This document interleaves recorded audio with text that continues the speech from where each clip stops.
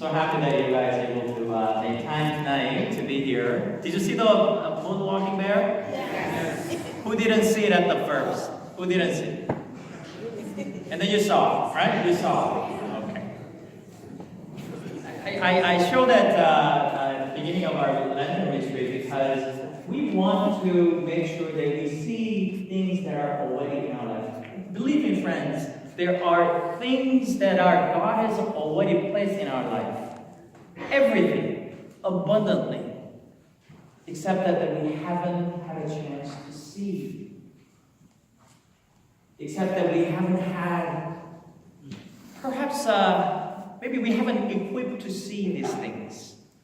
And hopefully, as we go through next 4 nights together, and how many nights that you may be able to spare, hopefully that will give you something for you, for your family, to hold on to and discover something that God has already placed in your life. So here's the thing, friends. I'm not here to teach anything. As a matter of fact, I'm a just ordinary guy. I am really. I don't have... There's a reason why I'm in a parish, why Cardinal did not send me to Rome to study. I'm a just ordinary guy. And I want to just share some of the stories, how God has just shown me along the way. I'm still growing.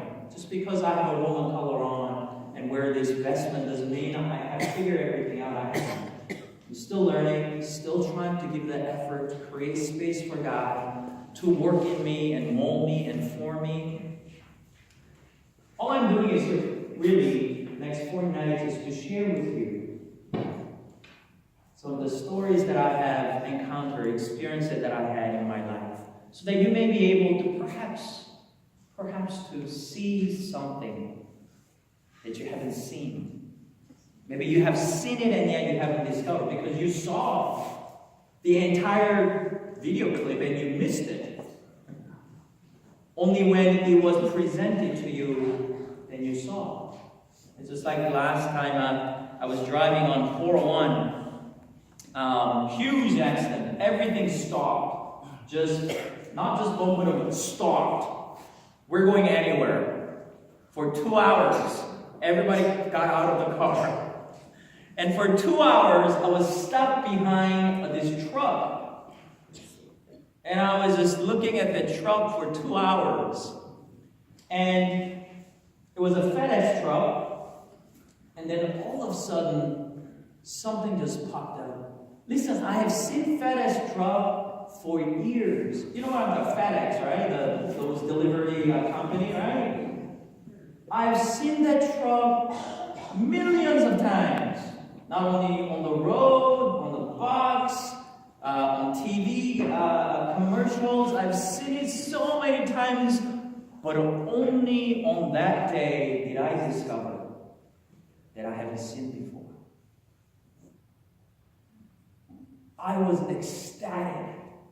You have no idea. When I discovered something, I go, what? When I got home, when I got to the parish, I called FedEx office. They put me to a marketing department, so I talked to this one of the assistant manager, and I asked them, hey, listen, I saw your sign today. And he said, that's good. And I said, something just struck me today. Did you guys put an arrow in FedEx sign? And they said, yes. And I said, what's that? Did you guys actually did it intentionally?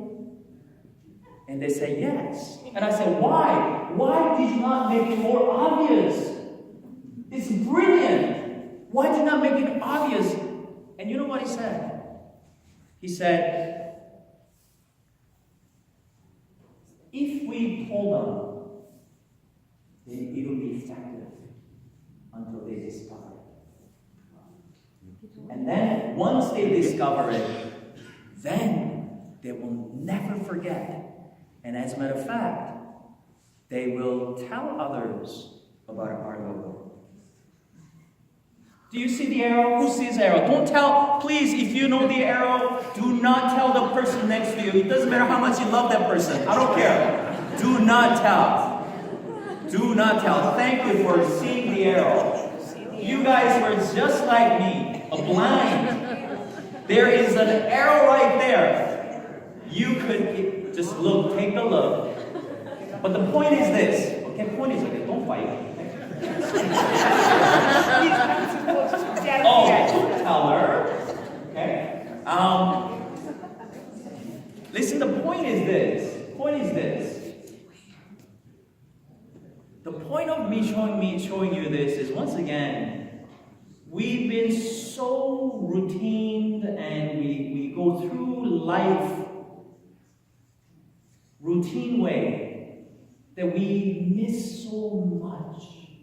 We miss so much of love, care, compassion, mercy, and forgiveness. And no one is looking at me right now on this section. They're all looking over here. All right. Okay. Do you want me to tell them where it is?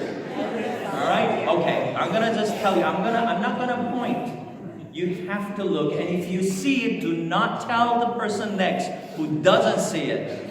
Okay? All you have to say is, oh. Do you see the letter E? Yes. Do you see a letter X? Yes. What's in between those two letters? Where's my O? Do you see it? If you haven't seen it, then that's it. Sorry.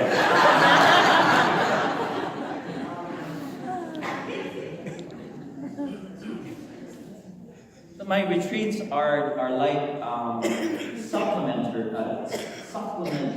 vitamins, friends. I'm not here to give you meat. Meat is already with you. Your life is the meat. Believe me when I say this. Your life is the meat. I love steak. But steak needs to be marinated well. I'm Korean. Okay? You know the Korean barbecue? Yes. Right? Have you all tried it? Yes. At least you've gone to Chaco, right? Chaco is not Korean food, guys. Okay? Just letting you know. But, barbecue, you need to marinate your meat. Your life is the meat. I'm just here to give you some ingredients into your life. Let it be, I don't know, salt, pepper. Maybe, I don't know how you marinate your meat, but I usually use either wine or beer. I'll soak them in a little bit, okay, for at least a couple of hours. I could put some onions on top and garlic. Garlic is the God-given gift. Oh, without garlic, food doesn't taste the same. I'm just giving you the ingredients so that your life could be tasty. Just a little bit more. That's all I'm doing, friends. And I hope that you will give an effort to allow the ingredients to come into your life. And the fire, the grill, is the Holy Spirit. If you want well done, go ahead. Okay? The Holy Spirit will make sure it's well done. If it's a medium rare, well, the Holy Spirit will make sure it's a medium rare. Okay? Whatever it might be. Because our Lord knows exactly what He's supposed to be doing. So all I'm doing is really giving you some of the things that perhaps will be helpful to you, maybe insightful. Once again, I'm from Korea, and our family came here back in about 30 years ago. Okay, and I remember when we came here, just like any good Korean families would do. We open up a convenience store. Not Kim's convenience store. Our last name is Park. It was Park's convenience store. All right? And, my parents, my mom was a registered nurse. My dad was a civic engineer. But as we all know, a lot of us are immigrants, right? We come to Canada, and unfortunately, their the skills are not recognized. And so my dad has a hard time learning. When it comes to language, my dad is just no good. Okay? And so, a lot of immigrants, they get into different jobs, right? So my parents started a variety store, and we ran it for a number of years. If you've been here long enough, if you remember 1990s, early 90s to mid 90s, we had a great recession. And our family got hit so hard during that time. And that's when, I think it was back in 1992, I believe, when the government allowed the big, huge stores, superstores, to be open on Sundays. Remember that? Yeah? A lot of small business got hit really hard. And it was just a matter of time that we're going to lose our business. As a matter of fact, our family went through bankruptcy. And sad thing was, I was in university by then, my first year, and I did not know what was taking place. And when that recession came in, my parents had bankruptcy. They lost everything, literally. Home, business, car, literally everything. I did not know friends. And this is kind of sad when I once in a while bring to my parents. They don't want to talk too much about it, but my parents were homeless for almost 2 months. Can you imagine your own parents were living in the streets? Right? I mean, that's sad. And I did not know my parents. When I called them, they said, "Oh, everything's okay," but they didn't have anything. So anyway, I have 2 sisters, older sisters. I'm the youngest in the family. 3 of us got together and we helped them to settle down. We bought a small apartment, and that was our family house. 2 small rooms, literally. One room was my parents'. One room was where we had all our clothes, and the living room was transformative room. Nighttime it became my bedroom. During the daytime it was a dining room and living room, and you name it, it was just everything. All right, and I remember about 6 months after things kind of began to settle down. After we had a meal together, my dad sat us down, and he said to me and to my sisters something I could never forget. And this was the first time I began to listen carefully, because it meant something. I did not know what my father said. I didn't understand fully what he said, but over the years I began to understand. He said to us, he said, "Listen, your mom and I have lost everything. We have nothing to give you. Nothing. Not even a single penny." And then he said, "But I want you to know, there is one thing that we could give. And there's only one thing that is necessary in life." He said, "Your mom and I believe and trust in Jesus. And believe me," he said, "that is the only thing that you really need in life." Here's a man whose life was crumbling into dust, literally. And yet, these words were coming with conviction, sense of peace. He wasn't resentful. Like, if that was me, I would be angry. If it's not to God, I'll be angry toward myself, and I'll be making even other people's life miserable with my anger and impatience.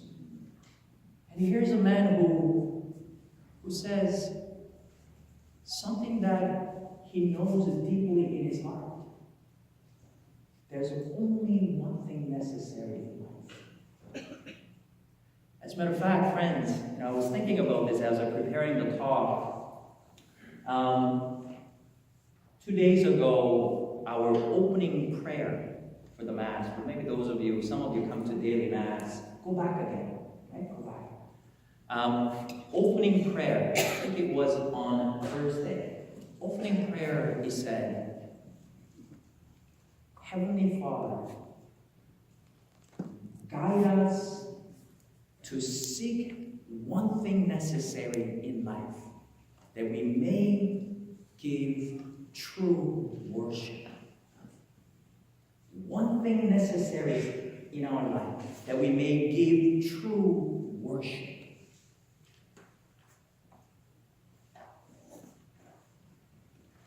Friends, our life is filled with a lot of things, right?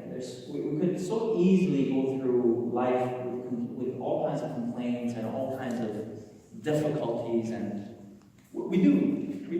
I mean, if you think about all the things that we go through, and just think about just one thing right now that's on your mind.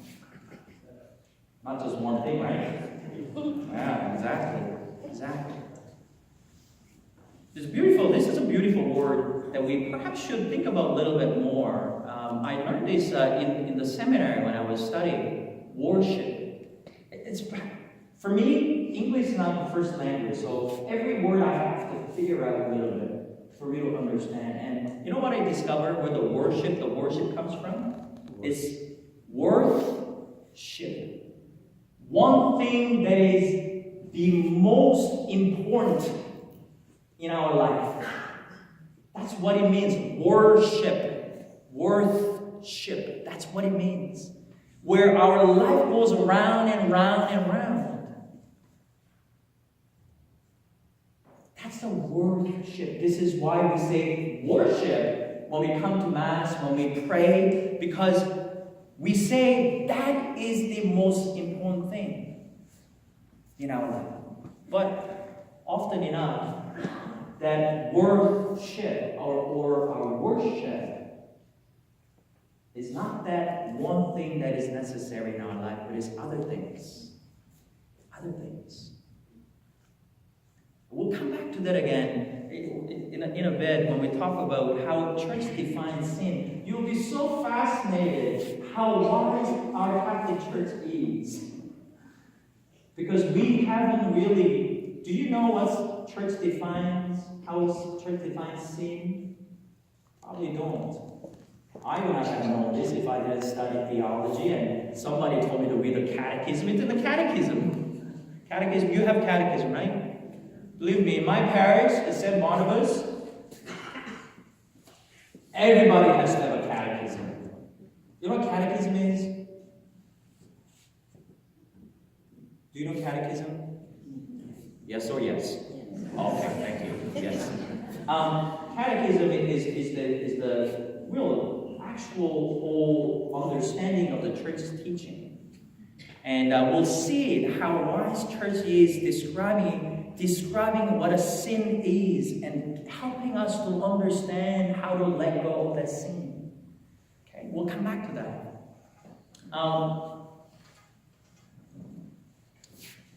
Yes, if I could ask everybody to turn off your phones. Just take a look at your phone for a second. You have a phone? Just make sure it's off. Thank you. All right. Or on silent mode. All right, let me not go there yet, because you're always looking over there.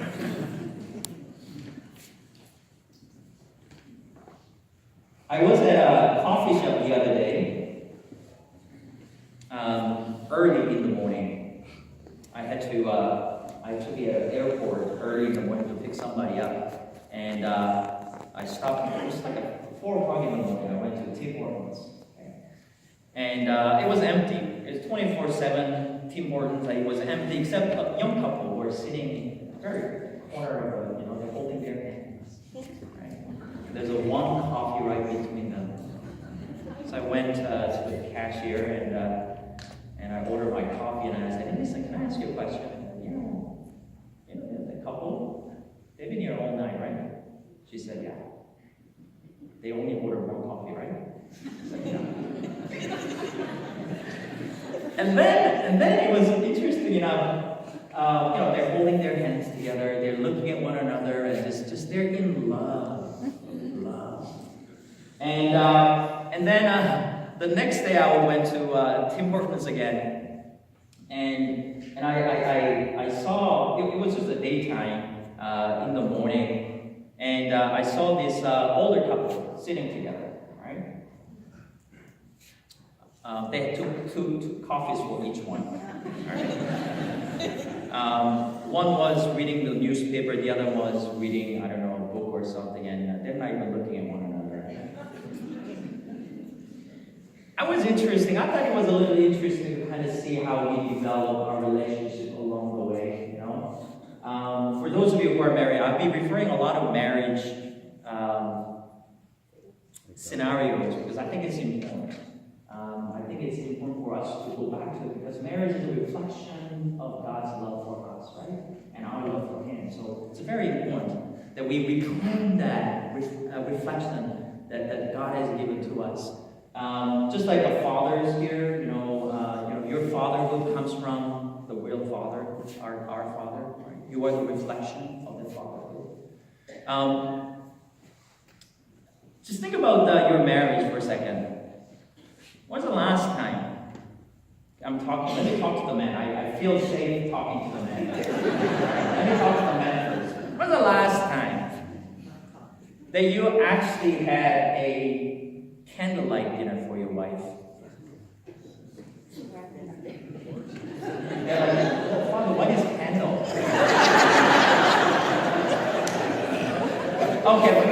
Maybe that's too far. When was the last time you took your wife out for a date? A date.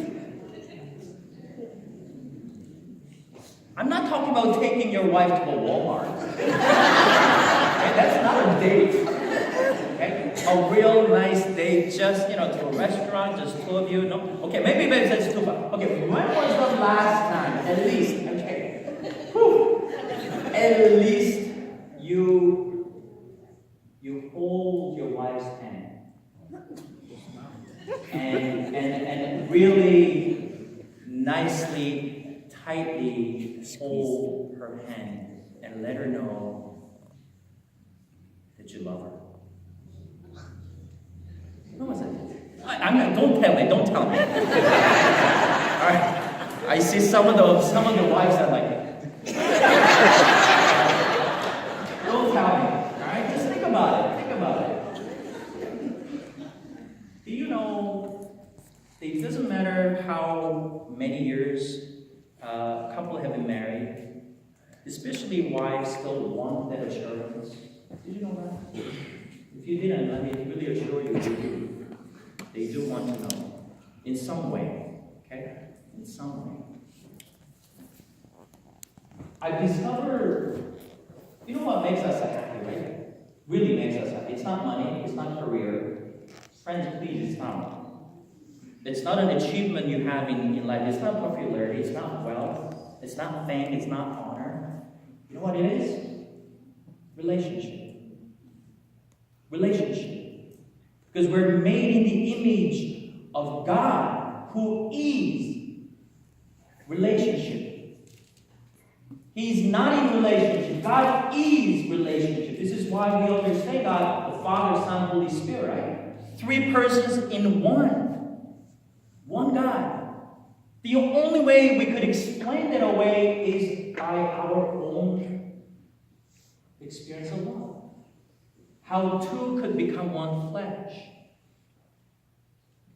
Relationship is where we feel the most comfortable. This is what we want. If you look at majority of our troubles and heartaches and headaches we go through is from your relationships. I have never gone to a funeral. I've been to thousands of funerals. As a priest, that's what we do. But I've never gone to a funeral where people talk about the deceased person, how much he was educated or how much she had this career. Kind of a job this person had. I never hear that. Do you know what we hear? They talk about how this person spent their time with them.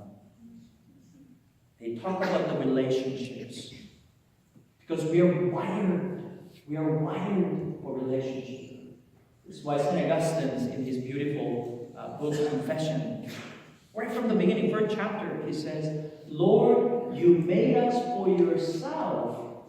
Our heart is restless until it rests in you. It's so true. That's where our heart is.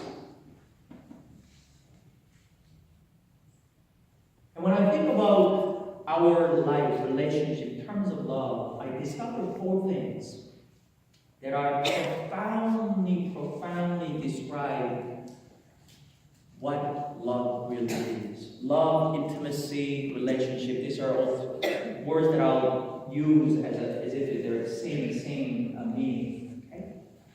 And here it is. I turned it off. No. To know and to be known. To accept and to be accepted. To give and to be given. To forgive and to be forgiven. These are the 4 things that I know, that I have discovered in my life, in the lives of thousands of people that I have counseled and I have met, heard. These are 4 things that profoundly make us who we are. This is what makes us also to break down, to be hurt and wounded, to cling on to something that is unhealthy. I don't have a chance to go through all of this, but I'll talk about that. So when we talk about to accept it, I'll be touching on that on trust, okay, which is on Tuesday. And to forgive and to be forgiven, we'll be talking about that tomorrow when we talk about forgiveness. To give and to be given, I'll touch on that a little bit on Wednesday when we talk about community. When I say community, I'm not talking about just a bunch of people just gathered together. I'm talking about intimate relationships like family.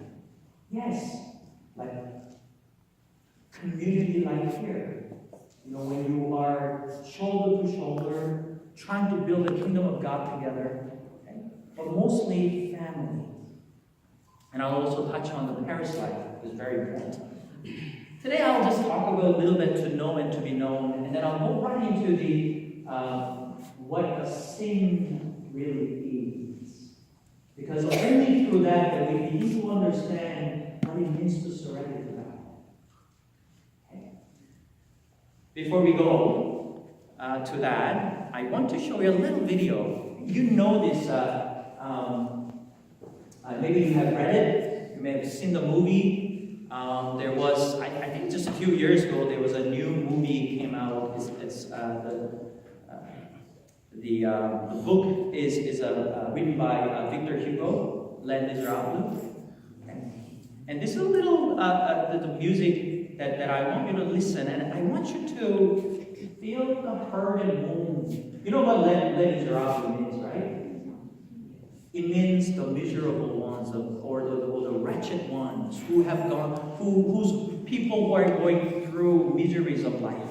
That's what it means. And often, actually, you know why this book, and when they made the movies, you know why it was so popular?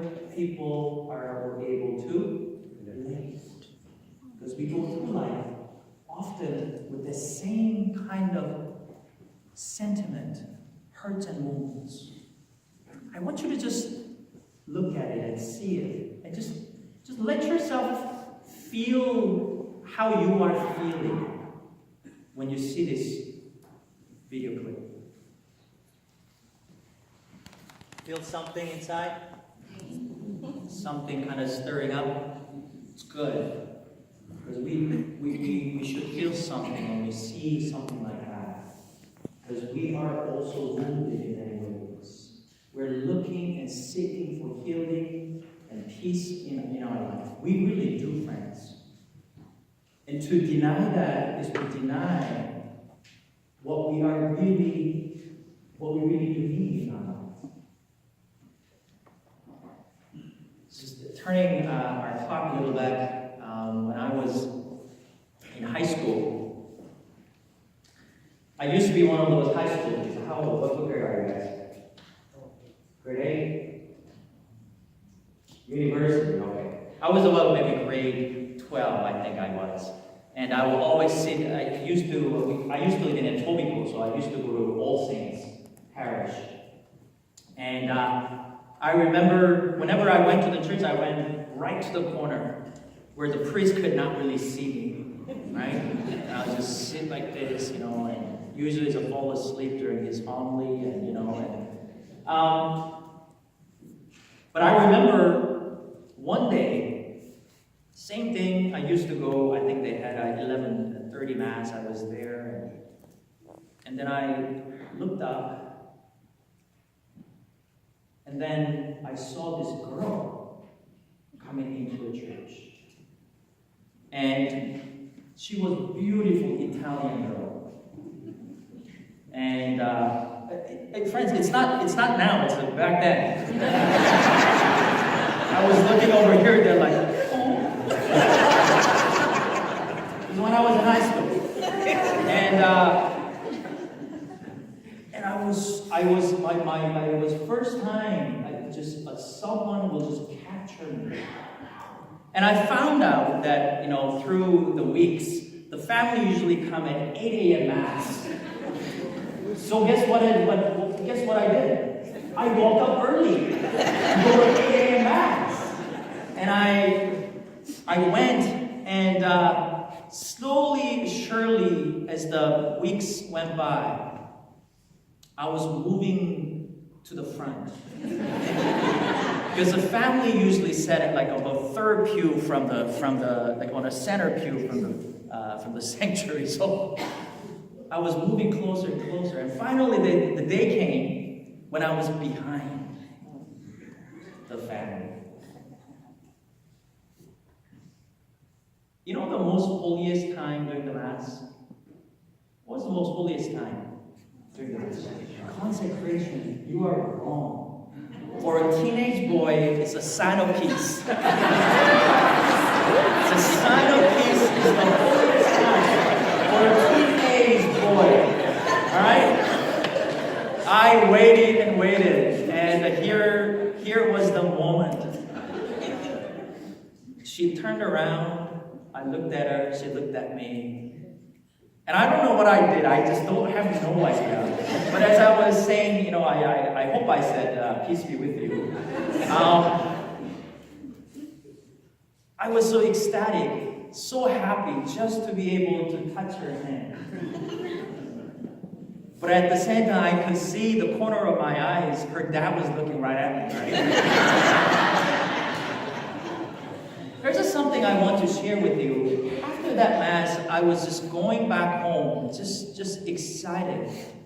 And at the same time, for the first time in my life, I felt pain.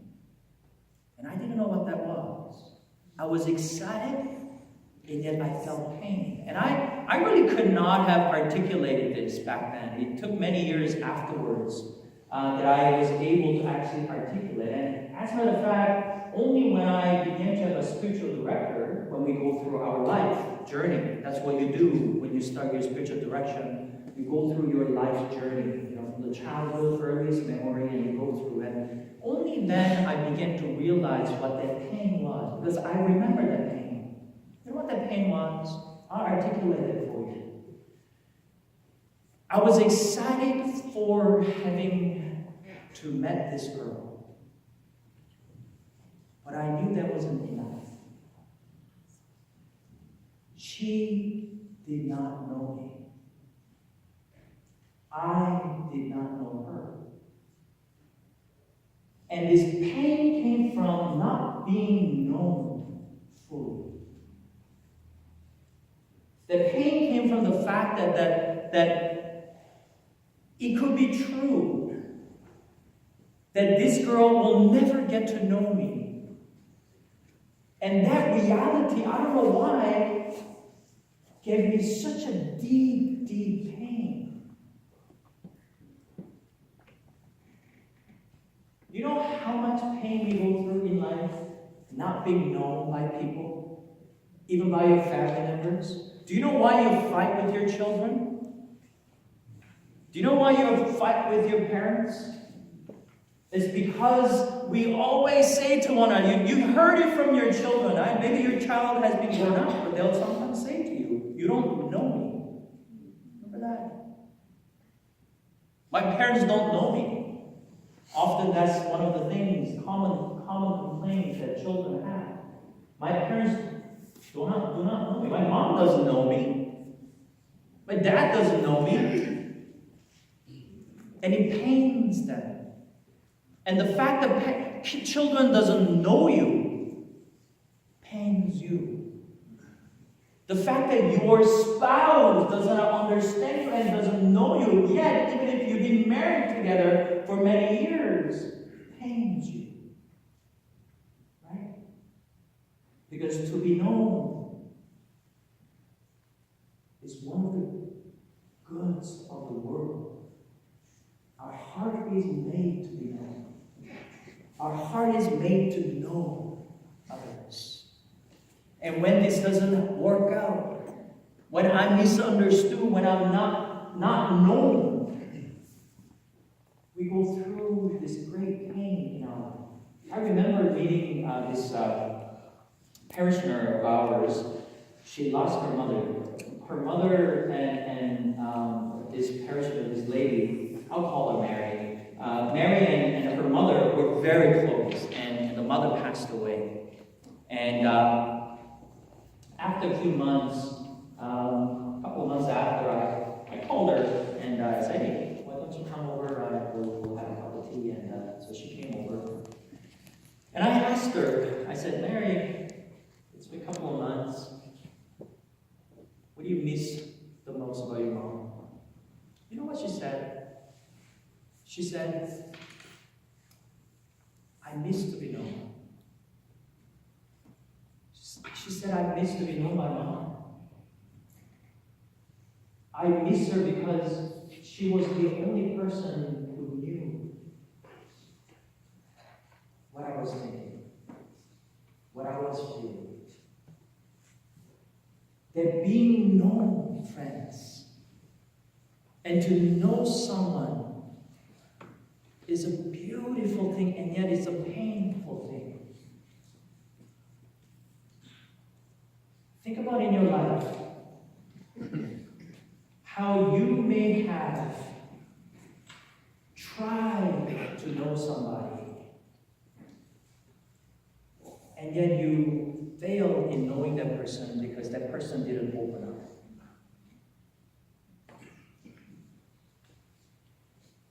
You know, you can't know somebody unless that person opens up, right? And that person has the right to close or open that space, correct? And it's so true. It is so true in our life. When, especially in our family, when someone wants to know you intimately, we close off. You know why we close off? It's often because we feel shame, guilt, and in some way we don't want the other person to see the kind of sinful life that I'm living. Isn't that true? Absolutely true. I had a parishioner who been married 46 years. And the wife came to me, and it was a couple of days after the anniversary. Right? And I thought she came to thank me because I gave them blessings and whatnot. And she came to me and she said, I need to talk to you. So we sat down and she said, Father, I do not know my husband. And I said,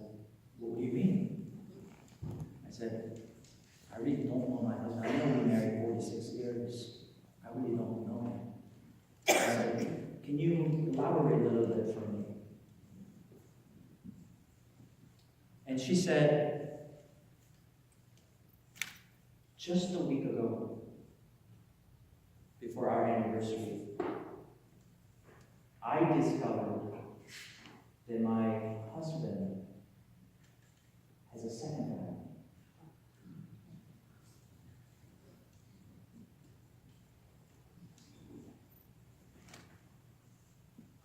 And she said, now I understand why I don't know him. Because everything he was hiding, I trusted him. Everything that he did, I trusted him. But I knew that he wasn't really telling me. Whenever we had a conversation, he wouldn't say much. All these years.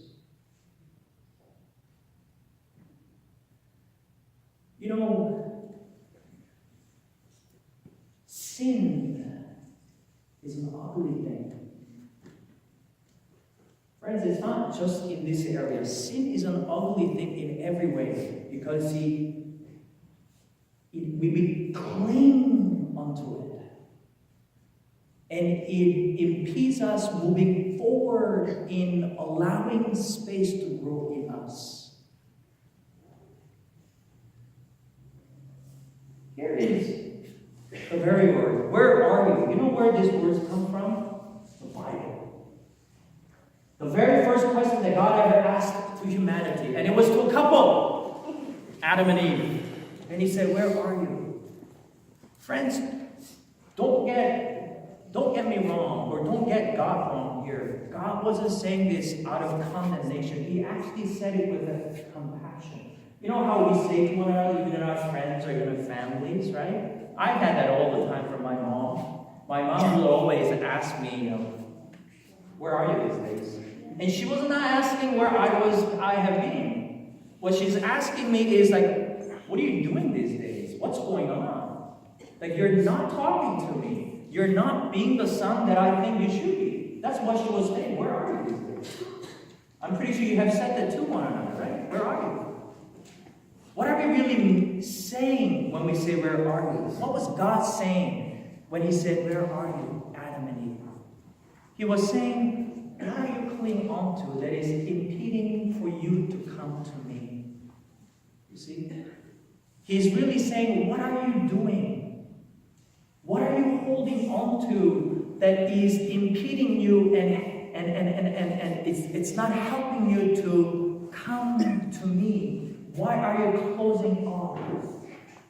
Whenever we close off, there's something we are holding on to. Whether it be between our relationships, even with God. So here is, before I go into it, here's what church says about sin. It's one of the most profound definitions you will come across. And if you use it well in your own spiritual life, I think you're going to actually find a lot of helpful things in this insight that you're going to have. Here is a definition that the church describes what a sin is. Catechism 1849. It says it's a failure in genuine love for God and neighbor caused by perverse attachment to certain goods. Read that again. Is caused by a perverse attachment to certain goods. Church does not say sin is caused by this attachment to evil. It says to a certain goods. Because everything that we have in this life, whether you believe it or not, is good. Let me explain that a little bit further because it's very important for us to have this insight. This will help you to understand what you're holding on to, why you've been holding on to it. Think about any sin that you may have committed, anything, okay? And it's every sin is toward to certain good. Why? Because We are made by God. And remember how God said when He created human beings? He said, it is very good. Our heart is wired to the goods of the world.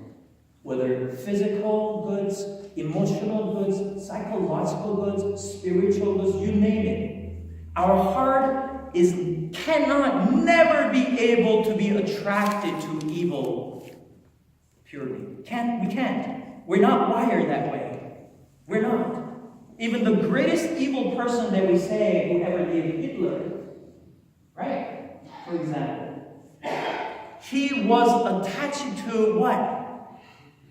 Power. And power is good, right? Power is not bad. It's only when it's used to destroy or to abuse. But then the product is evil. But what I'm attached to is not an evil thing. It's a good thing. This is why church say when perversely attached. You know what perverse means? It means deformed. Deformed. You know, I remember when I was learning how to use chapsticks when I was growing up. Do you know how to use chapsticks? I was using like one between my pinky finger and the other one over here, and she used to. My mom used to always keep my hand, and she said, "No, that's a deformed form of how to use chopsticks." It means like I'm deformed. The way I was holding this chopsticks was wrong. Same thing with when we are holding onto something good. I could be holding it in a wrong way. What it produces becomes evil. So think about this. Unfaithfulness. Right? I'm just using the extreme cases to explain to you. Unfaithfulness. Why people become unfaithful? I'll give you some examples, explanations, because I have heard a few reasons why people do it. Okay? One reason is because, well, they want to be known. They stop knowing one another. So along the way, well, if this person is not going to be actually open his or her heart, I'm going to replace that person. Now, when I say replace, I don't just mean divorcing, separation. I'm actually replacing. Unfaithfulness doesn't necessarily mean divorcing. Unfaithful means I could be emotionally very, very unfaithful. I could become indifferent towards that person. That you're already unfaithful. You don't have to go through separation and divorce to be unfaithful. Divorce is a product of unfaithfulness already took place. For a long time, at least a certain period. See? It's because I am wired to be known. I need to be loved. I need to be understood. I remember this, I'll call him Joe. Joe came to me. Their marriage is having difficulty. And he knew. And Joe is a kind of guy who doesn't express his feeling whatsoever, you know? And he came to a conclusion, you know what, I need to be a little bit more expressive. I need to express a little bit. I need to let my wife know that I need to say something, at least do something good, you know? So, I met with them a few occasions for counseling, and then after this particular counseling, he said, "Father, I've decided." I said, "What did you decide to do?" He said, "I'm going to come home early from work today. I'm going to buy a bouquet of flowers for my wife." I said, "Wow, that's pretty good," I said. And that's what he did. So next day, he worked until noon. He asked his boss to, if he excused from his job, and the boss said yes. And he came home. On the way, he bought a nice bouquet of flowers, right? And So he went into his house. And he opened the door. Wife sees him. And she asks him, "Why are you early?" And I want you to know, here's a man who took a courage, who is not used to do these kind of things. You have to understand, here's a guy who really took a courage to do something that is, for him, different. And when his wife said, "Why are you here early?" he didn't know what to do. So he was hiding his flower behind. And he said, "Here."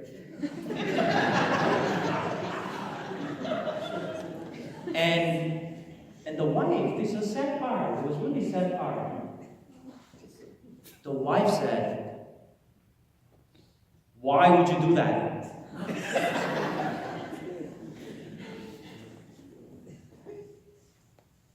And Joe was deeply hurt by the very reaction that he received.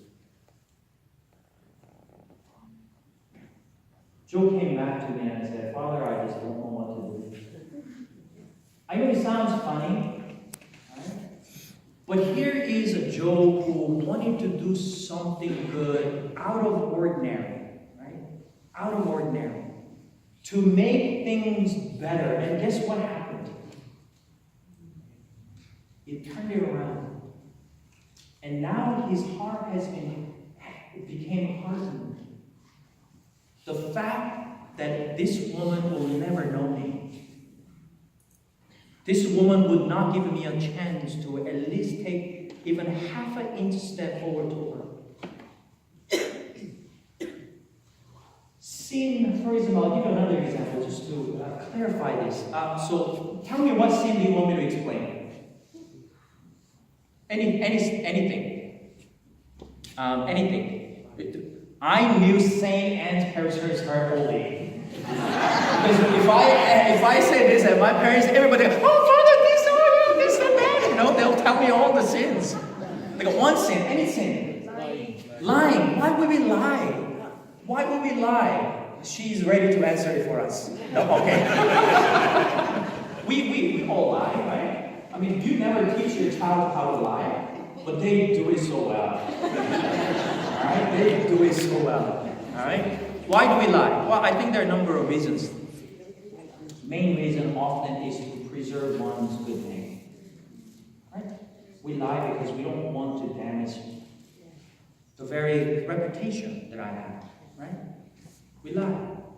Sometimes we lie because we want to have what I want. Right? And we lie to cover. I remember one time my mom gave me $10 when I was younger, and then she said, "Well, keep that money for later." And I actually, the next minute I had a chance, I went and bought something, okay, without my mom's really knowing it. And because I wanted it, right?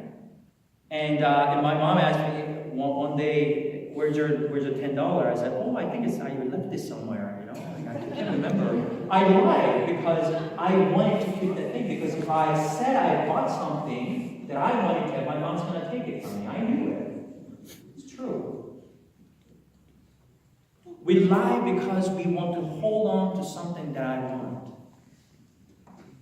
So here is something that we need to really get into in order for us to understand what surrendering actually means. Friends, surrendering is a wonderful word.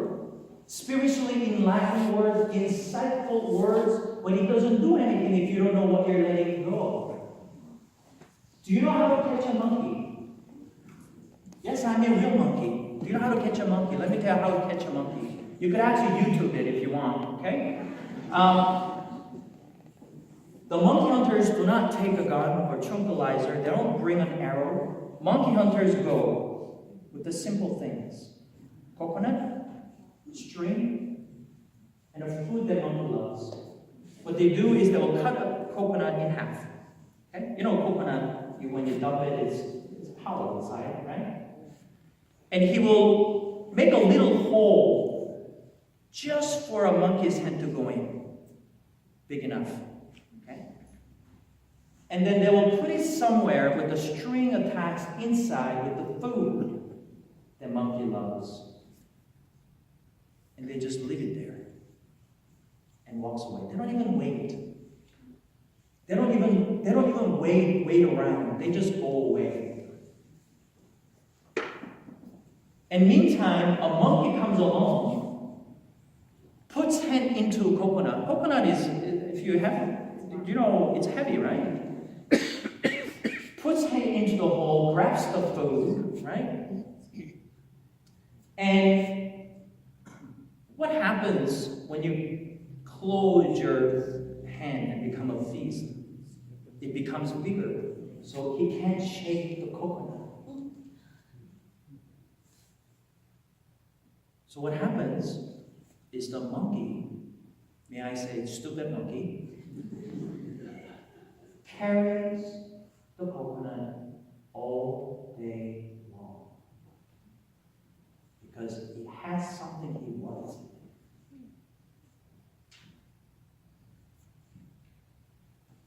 And then after a few hours, monkey gets exhausted and collapses. That's when the hunter comes. Here's a collapsed monkey, grab it. That's what we see in our Toronto Zoo. That's how people catch monkeys, friends. There's a great insight in here. Okay? What should the monkey should have done? Let go of the food, whatever he was grabbing. And he wouldn't. I remember, like, it just bothers me to it because when first time I saw it, I said, holy moly, that's me. Like, that's me. I've been holding on to so many things in my life. It's like, my precious. Right? What happened to the golem? What happened to the golem? It's from the Lord of the Rings. If you haven't seen it, this golem creature who was a human being, right? A hobbit. Who had a kind of human being form. And as it was holding onto this ring, what happened to it? It became more perverse. It became deformed, twisted. And what happened? I'm sorry for those of you, this is a spoiler for you guys, okay? What happens at the end of the entire story of the Lord of the Rings to Gollum? It destroys itself. As he was tried to once hand grab onto the wing, it falls into the volcano and dies.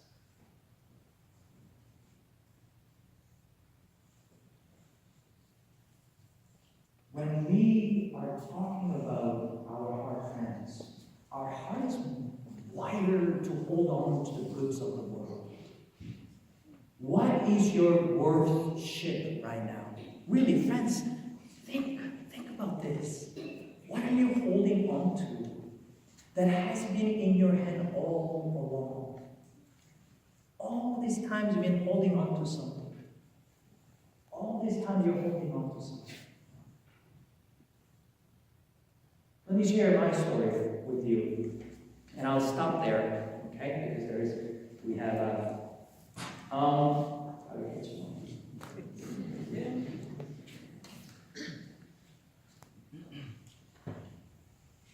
When I was in university, before university, I was my last year. So this is back when we had OACs. Remember OACs? I was working in my parents' grocery store, convenience store, and this guy walked in, and he regular customer, and he goes, "Hey, Hansoo, do you play football?" I said, "Yeah, not really. Like, are you soccer, you mean?" He said, "No, American football." I said, "No." "Can you run?" I said, "Yeah, I can run." "Hey, I'm starting a football team in your school coming September. Would you like to come and try out?" I said, "I love sports, friends. I love sports." And so I said, "Okay, why not?" So when the September came along, I went out for a tryout. I ran. I could run. I used to. Okay, let me correct that. I used to run. Okay, so well, and I was the fastest guy in the entire school. Okay, and he loved me, and I became one of his best players. And in that, I learned for the first time how to play football. And it was my last year of high school, and one year our school went all the way to the provincial championship, and I loved it. And this coach, this guy, just loved me, and he wrote letters for scholarships, and I didn't know about this athletic world, and I didn't know how strong the scholarship was, the system is in the States. I had no idea, but this guy knew. And he wrote a letter to the all the scouts and whatnot, and I went out at the end of the season, went out for tryouts for universities and whatnot, and I was actually accepted with full scholarship, friends. Full scholarship. Everything completely paid. Completely paid. Tuition, everything for Michigan Wolverines. For those of you who know football, you know how that is. You know who my coach was? Rob Ford. Rob Ford was my coach. All right? And I know Rob Ford. Rest in peace. And he helped me to grow in love with football. My parents, friends, I come from Korea, where sports was for those who could not do with their brain. Okay? That's how it was. So my parents, I said, listen, I got a scholarship. They had, heck no, you're not going to states. You're going to the universities where you're accepted in Ontario. Had a fight, huge fight. I didn't speak to my parents for almost 2 months. And anyway, I came to compromise with them, and I said to them, and so I'll go to university you want me to go. But after 1 year, I'm going to Michigan. And they said, okay, because they knew, they had those a compromise with me. But they were hoping that if I go to 1 year of university here, then I'll settle down, right? How wrong they were, right? And I was holding onto the, you know what I really wanted to become, really? I wanted to be the first Asian football player in NFL. First one. I wanted to, so badly. I played football my first year in university. I went to Waterloo University. And our Waterloo, the Knights, we are good. The Warriors, we were really good. Okay? And we went into the Ontario Championship. The very last game of the season, I was playing, and I was tackling this. I'm a small guy, so I need to be very tactful when I tackle others. And you learn how to tackle people. You don't just jump. You really do, in ways, a skillful way. Unfortunately, what happened was I tackled this guy, okay, who was running back. I was about 185 pounds, pure muscle. Right now, it's just a little more loose. But I tackled this guy who was about 220 pounds, and you learn how to gang tackle, because the big guys you can't tackle on your own, so other guys will come and help you to tackle. Unfortunately, my 2 teammates came on different sides, one low and one to the top. And instead of tackling the other guy, they tackled me. And my waist and my upper body went the other way. And I injured my lower back. And that was the last time I played football.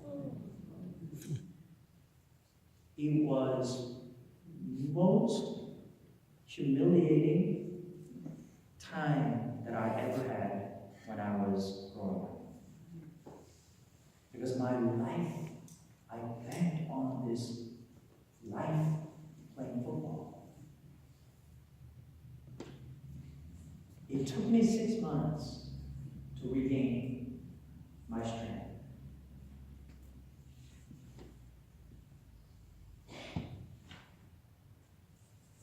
One time I was coming to the church, and this one guy came to me after the Mass. And I said, "Hey, Hansoo, you look sad." And you know, funny enough, I did not know I was sad. And he said, you should really, whatever it might be, you should let it go.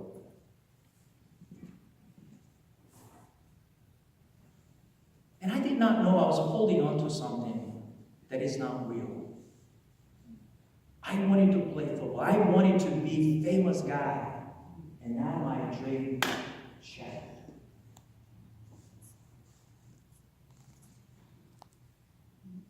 What do you do?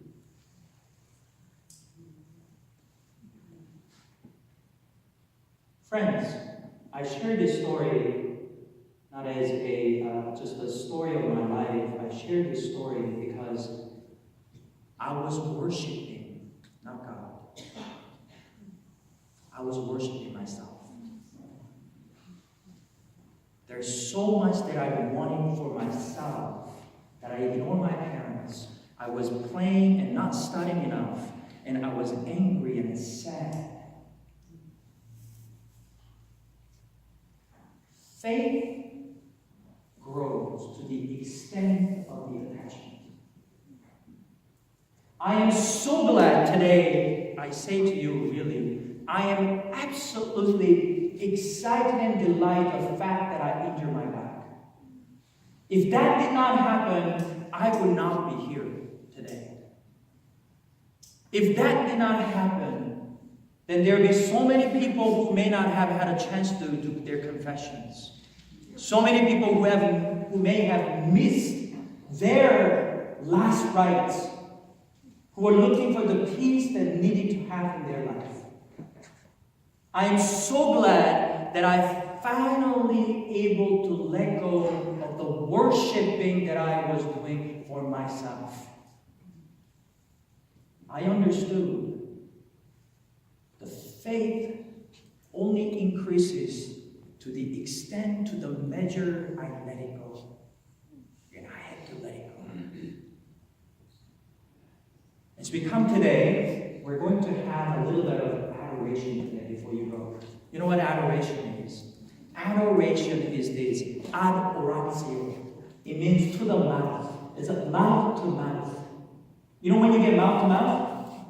CPR, right? When somebody will put air into your lungs.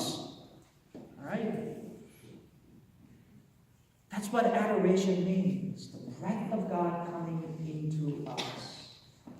And let the breath of God come to you and let Him allow you to let go of whatever you are holding on to. Whatever you might be holding on to. Allow that to be gone. If it's somebody that you need to forgive, bring to the Lord. We'll talk about that a little bit more tomorrow. Because we have forgotten how to forgive. Properly forgive. Forgiveness is not forgetting. But we must willing to let go of whatever it might be in our heart. If it's somebody have hurted you, wounded you, said something, or it's something that you need to forgive yourself, maybe something that you have done in the past, maybe somebody have abused you, maybe somebody who have physically, emotionally hurted you, a family member, because often it is a family member. It's not someone else. The hurts and wounds carried by family members for the most part. And we might be the ones who have actually abused others too. So, whatever you might be holding on to, that you're preserving your own dignity, your own name, whether you're trying to hold on to what you want to have. Maybe it could be something, a dream that you have for your child, and you're not letting it go. This is why you have not been talking to your child, to your parent, perhaps even. Maybe it's the pornography. My goodness, friends, pornography is a powerful, devious, diabolical tool that we have that ruins marriages, ruins young people's mind, in all the relationships. We don't see one another as persons to love and behold. We use them as an object now.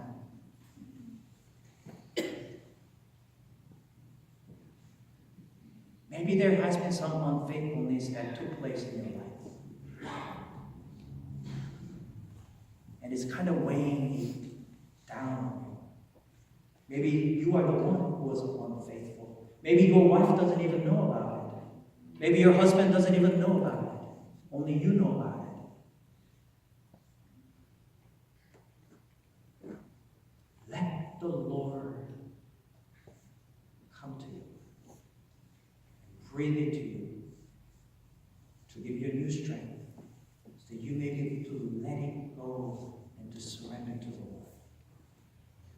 Don't be a monkey. What for?